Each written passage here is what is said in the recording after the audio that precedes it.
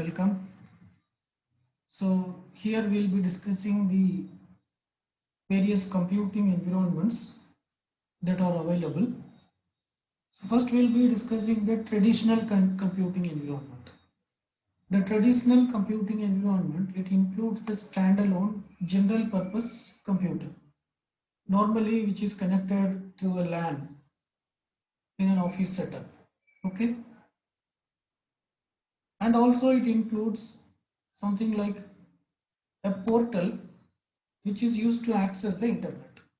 So you can assume the web browser as a portal. So web browser is a portal through which we are accessing the internet or any other maybe any other intranet based system. Okay? And also the traditional computing environments includes thin clients. Thin clients are basically network computers, and these computers has very limited resources. So what they will do in the sense, they will connect with some powerful servers, and those servers will do most of the job. They will be the user will be just using the thin client as an interface through which he will be connected to a powerful server. And also there are mobile computers like laptops, which is movable, which can be interconnected via wireless networks. And most of these computers, even home computers, uses firewalls. So this is how a traditional computing environment look like. Okay. And next thing what we have is a mobile computing environment. So the mobile computing environment refers to the computing environment provided by smartphones or tabs. So nowadays, uh, we have smartphones with a lot of functionality, and how it is different from a traditional laptop.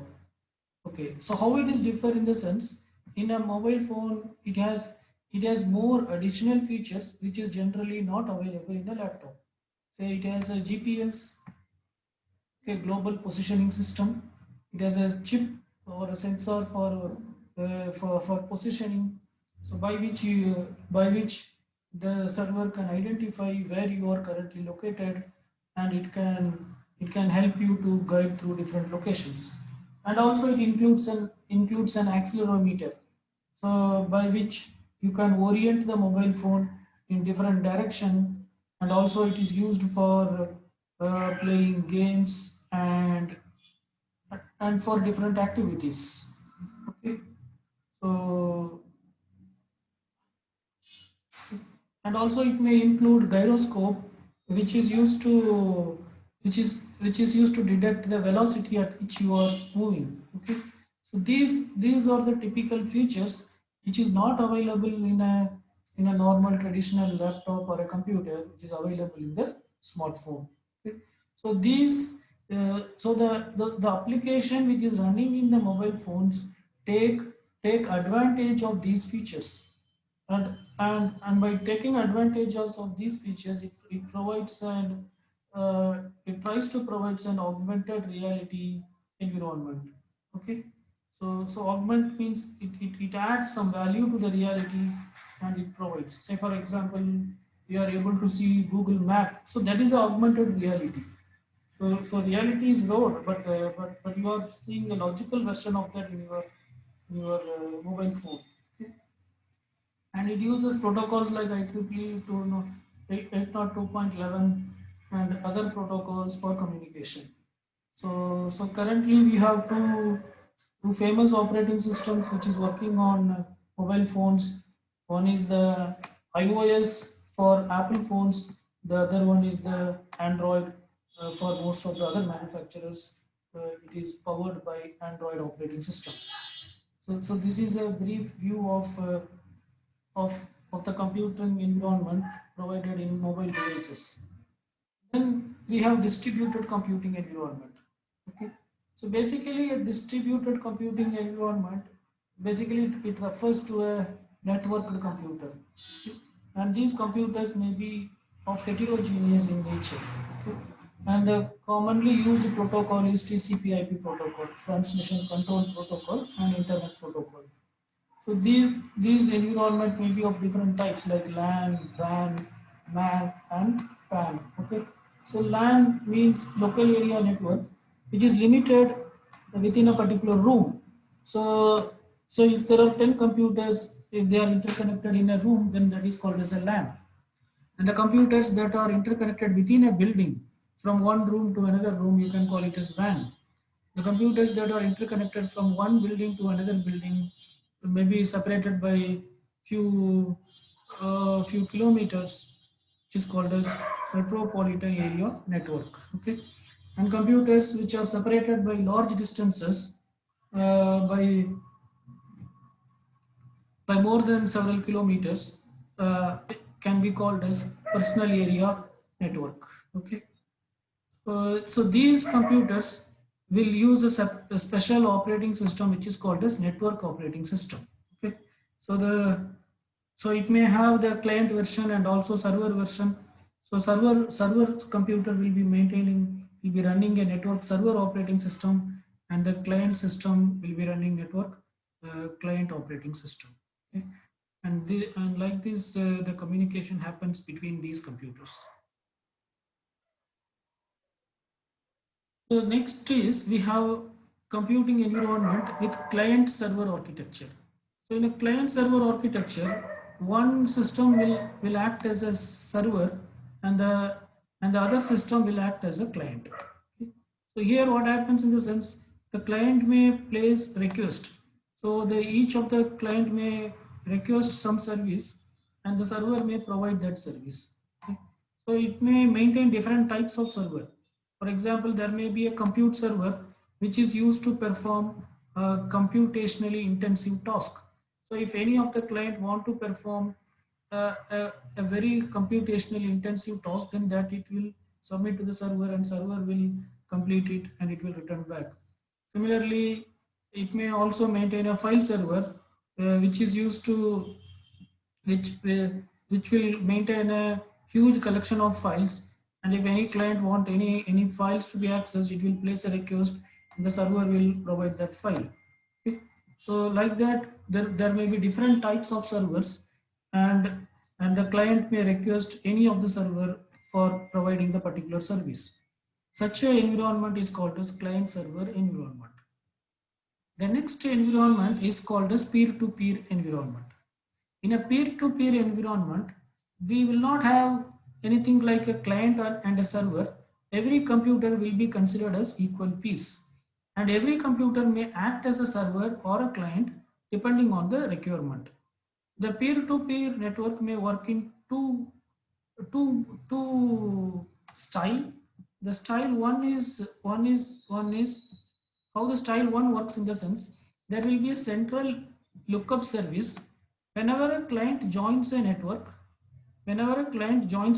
it should register to the central lookup service. Okay, say a client wants to join, then what it will do is it will just register to the central lookup service.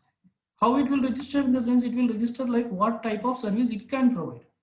This is a client, it is joining, and it says to the central lookup service that I can provide so and so service. Okay, like that every client will join a network. Now say if this client wants some service, then it will just refer to the central lookup service, and it will see which client can provide whatever the service it is looking for. So if it identifies that some particular client, say this client can provide that service, then it will place a request to this particular client. I want this service. Then that particular client will now act as a server, and it will provide that service. Okay, so this type of model is called, this type of model basically it uses a central lookup service. There is another style in which the peer-to-peer network can function. In that case, there will not be any central lookup service.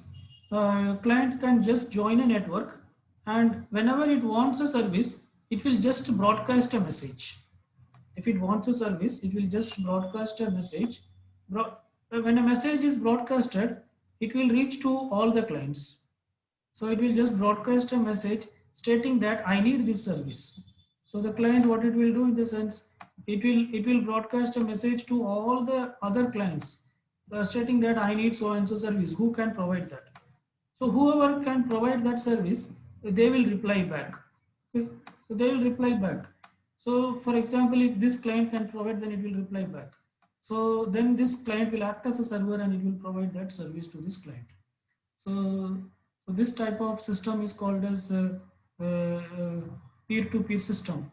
One example of peer-to-peer system is Skype, where the video can be transmitted using the protocol VoIP, voice over IP. Any client can can communicate with anybody else. Okay, so right. So this is how peer-to-peer environment works. The next is we have virtualization. Okay, so virtualization allows operating systems to run application within another operating system. That is, one operating system can run another operating system. That concept is called as virtualization. For example, a Windows operating system can run a Linux operating system. That is a virtualization. If a Linux operating system runs a Windows operating system, then that is virtualization. Okay, so so so so this is how we define virtualization. The OS natively compiled for a CPU running guest OS also natively compiled. Okay, so natively compiled in the sense, say for example, your computer is running Windows operating system, which is compiled for a particular processor, and if that compiler is also running another operating system as a guest operating system, uh, then you can call it as virtualization. Okay? And normally virtualization, uh, all virtual softwares are maintained by a software called VMware. Okay? Uh, virtual machine manager. Okay, this software will take care of virtualization. There is a related concept of virtualization which is called as emulation. What is emulation? Emulation is used when the source CPU type is different from the target CPU type. What does it mean? Say for example, initially Apple is using IBM's PowerPC processor. Okay, Apple is using IBM's PowerPC processor for its computer. Later it switched to x86 processor. Later it switched to x86 processor. Now the operating system is compiled for this particular PowerPC processor. It is not compiled for Intel x86 processor. Okay, so so Apple, what it does in the sense, it created a software which is called as Rosetta. The name of the software is Rosetta, and the input for this software is what, in the sense, uh, whatever the whatever the operating system which is compiled for PowerPC, that is the input for this software. And what it provides output, in the sense, it provides an output. So the input is the operating system which is compiled for PowerPC. Okay, the output is the equivalent operating system. The output is the equivalent operating system which is compiled for Intel x86. Okay, that is it takes every instruction and it will convert into that format which is understandable or which is executable by Intel x86. Okay, now this Rosetta is what it is called as a emulator. Okay, so when you use when the CPU target type is different from the source type, then emulator is used. Okay, so this is an example of emulator.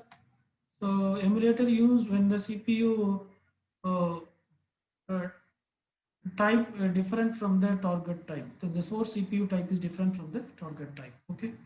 Whereas in the virtualization, the operating system which is compiled for the which is natively compiled for the whatever the CPU in your system, if it is running another operating system which is also natively compiled for that CPU, then that concept is called as virtualization. Simply you can say that virtualization is one operating system. It is providing a virtual environment for another operating system. It is also running another operating system. Okay. Okay, here you can see See, this is a single system with single operating system. There is no virtualization. There is a hardware. The kernel is running. The operating system kernel is running, and all other processes are here. Okay. Here is another representation. So this is actually example of virtualization. So here you have hardware. On top of hardware, you have VMM, Virtual Machine Manager. And now this system is running three instances of virtual machine, VM1, VM2 and VM3. And VM1 is running one kernel. Maybe this may be a Windows kernel. VM2 is running another kernel. This may be a Linux kernel. And VM3 is running another kernel. This may be a Mac kernel. Okay. So three kernels. So it means three operating systems are running in this system. So basically this system may be using some operating system. On top of that, it also supports another three operating system. Okay. So the user can use this as a Windows environment or Linux environment. If some user want to use it as a Linux, he can use, or if the user want to use it as a, what you call, Mac system, he can use. So this type of environment is called as virtual machine, and it is achieved through virtual machine manager.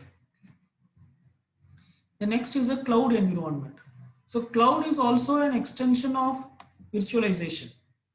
Cloud is also one form of virtualization. It provides certain services.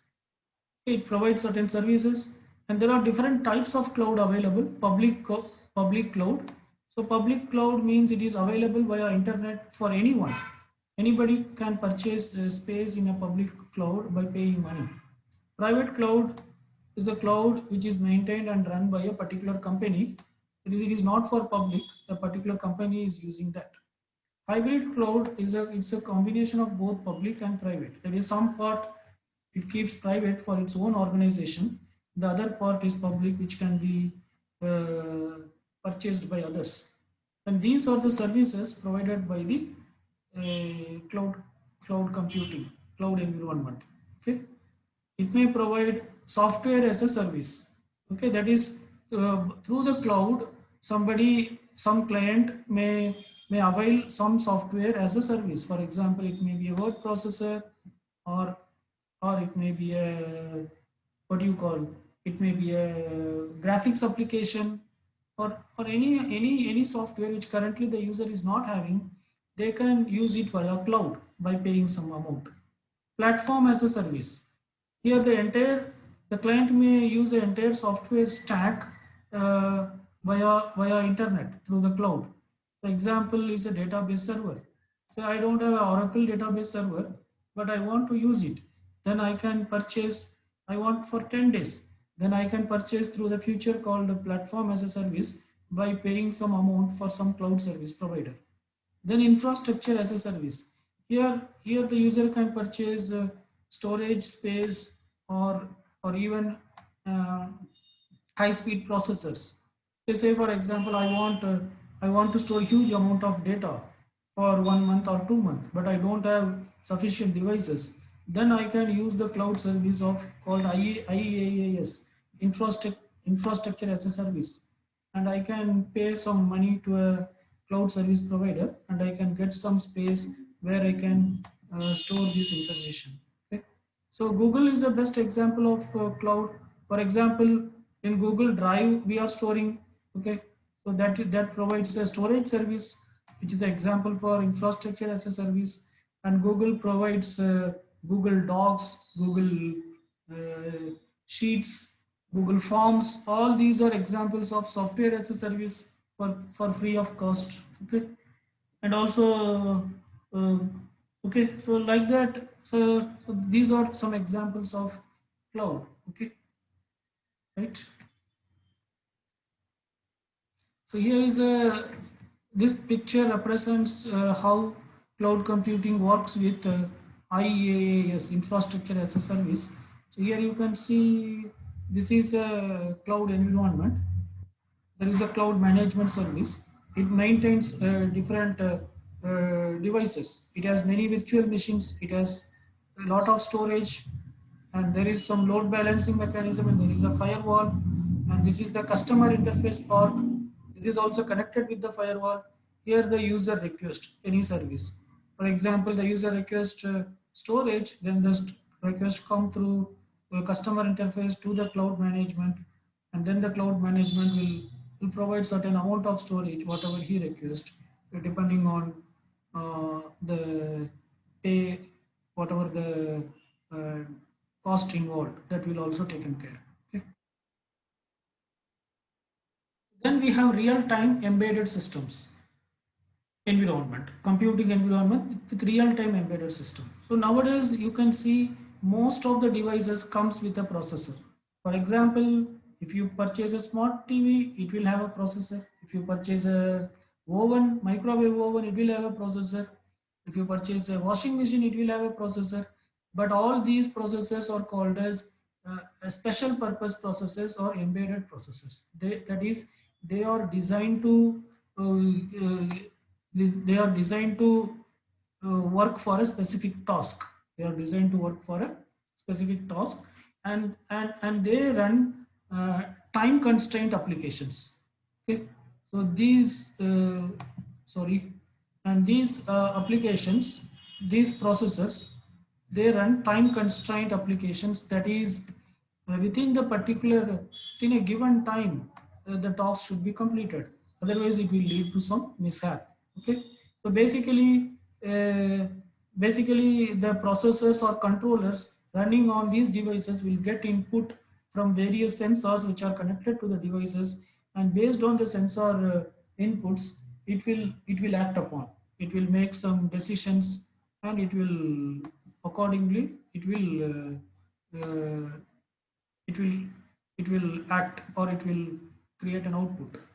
Okay, so that's it about the various computing environments. So we have discussed different environments like traditional environment, mobile environment, distributed environment, client server environment, peer-to-peer environment, virtualization, and cloud computing, and real-time embedded systems environment. Okay, so the next topic is open source operating system. So this is, so we'll just finish with this. So there are different types of operating system. Like if you take Windows, Windows is a proprietary operating system of Microsoft. That is this. That is not an open source operating system. The code is not available. Okay, but so that is an example of closed source. Windows is an example of closed source operating system.